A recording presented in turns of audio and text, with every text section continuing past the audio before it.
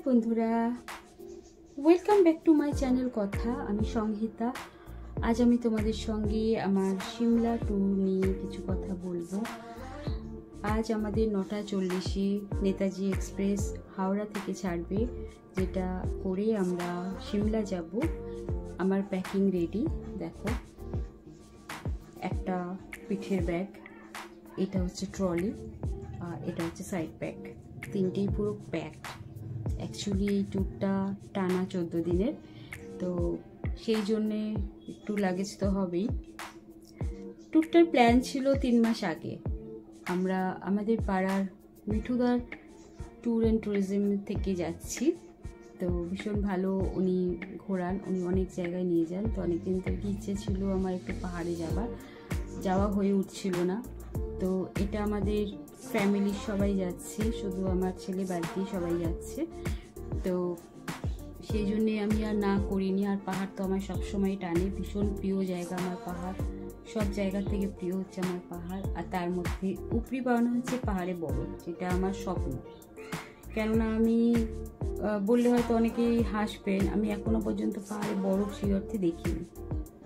আমি সান্দাকফু গেছি, দার্জিলিং গেছি, বাট আমাদের যাওয়ার টাইমিংটা একটু রং ছিল বলে, ফগ ছিল।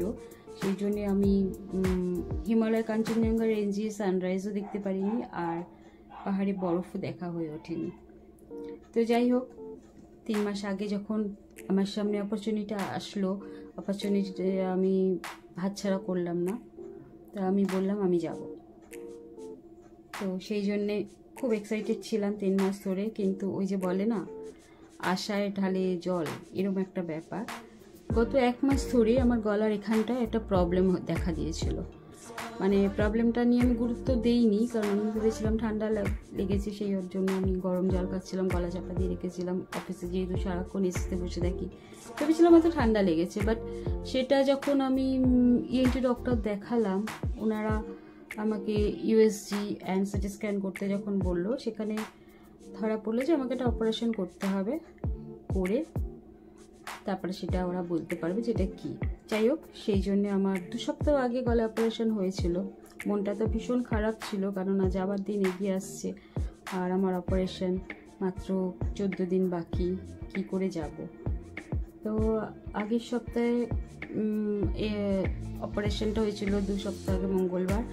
এই সপ্তাহের মঙ্গলবার দিন আমার স্টিচটা কেটেছে, তা এখনও কাঁচা রয়েছে। আর এখান থেকে একটা ফ্লুইড বেরোচ্ছিল, আর খুব ব্যথা যন্ত্রণাটা ছিল, বা এখনও রয়েছে অল্প।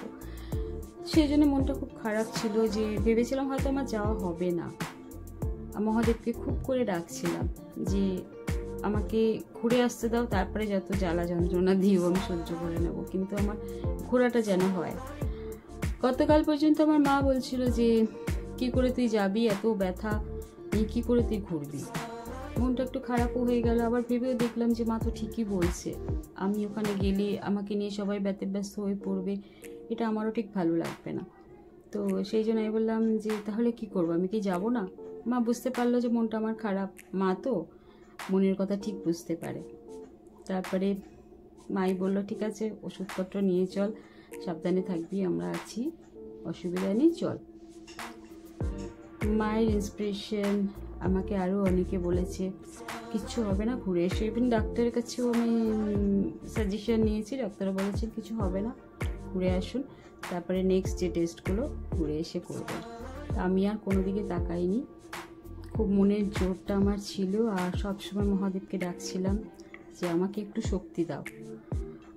জানি না দৈবিক শক্তি বলুন, বা আমার মায়ের আশীর্বাদ, বা আমার মনের জোর, এখন আমি অনেকটা বেটার ফিল করছি। যেহেতু পাহাড়ে যাব, পাহাড়ের টান সব সময় আমায় বিচলিত করে। আমি খুব এক্সাইটেড পাহাড়ে বরফ দেখব। তো সেই জন্য হয়তো আমি সুস্থ হয়ে গেছি। আর কয়েক ঘন্টার অপেক্ষা, তারপরেই ট্রেনে বসবো।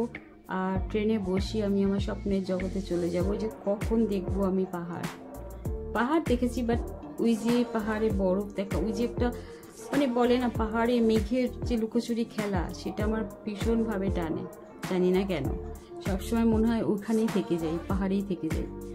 আর তারপরে যাই হোক, আমার অপারেশনটার জন্য মায়ের অবদান অনেকখানি। মায়ের সেবা যত্নে আমার বোন, আমার ছেলে, সবার ইন্সপিরেশনে, সবার মানে কি বলবো, এতভাবেই সবাই আমায় কোঅপারেট করেছে, আমি কখনো একা ফিল করিনি।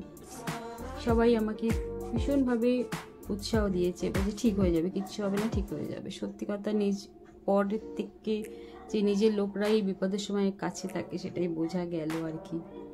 তো যাই হোক বন্ধুরা, আমার তো লাগেজ কালকে সকাল পর্যন্ত আমি গোছাইনি, তবে আমার খুব প্রিয় একজন বলতে পারেন, আমার মেয়ের মতো মেয়ে, সে এসে আমাকে সাহায্য করেছে লাগেজটা গোছাতে। কারণ শরীরে এত আমার যন্ত্রণা যে আমি আলমারি থেকে জিনিসগুলো বার করে বিছানায় রেখে শুয়ে পড়েছি। বারবার দেখছি, ভাবছি আমি কী করে গোছাবো, সম্ভব নয়। তারপরে জানি না মহাদেবী হয়তো পাঠিয়ে দিয়েছে ওকে, ও এসে আমার লাগেজ পুরো গুছিয়ে দিল, সুন্দর করে গুছিয়ে দিল। গুছিয়ে দেওয়ার পর রাত্রিবেলা বলবো না তাহলে এবার যাচ্ছি। তো যাই হোক, কয়েক ঘন্টা পর ট্রেনে বসবো, আর তোমরা অবশ্যই আমার সাথে থাকবে, তোমাদের সাথে সব কিছু শেয়ার করব। আর একটা রিকোয়েস্ট তোমাদের করব, যারা এখনও আমার চ্যানেলটা সাবস্ক্রাইব করোনি, প্লিজ সাবস্ক্রাইব করে দিও, আমার সাথে থাকো ওখানে, তাহলে তোমরা জানতে পারবে অসুস্থ শরীর নিয়ে আমি যাচ্ছি, কিভাবে আমি আনন্দ করছি, কি করছি, তোমরা জানতে পারবে। তো ততক্ষণ পর্যন্ত টাটা। হ্যাঁ, আরেকটা কথা, আমি ঘুরতে যাওয়ার আগে এমন কোনো জায়গা হয়নি যে আমি মার্কেটিং করিনি, বাট এই ফার্স্ট টাইম আমি যেখানে কোনো নতুন জিনিস আমি কিনে নিয়ে যাচ্ছি না। আমি আমার সব পুরনো জিনিস, পুরনো জামা কাপড় কেচে আয়রন করে সেগুলো নিয়ে যাচ্ছি। শুধু একটাই আনন্দ মনে, যে আমি যেটা দেখতে যাচ্ছি সেটা তো জামা কাপড়ের থেকে অনেক দামি জিনিস, দু চোখ ভরে আমি শুধু সেটাই কিনে নিয়ে আসবো আর তোমাদের সাথে শেয়ার করবো।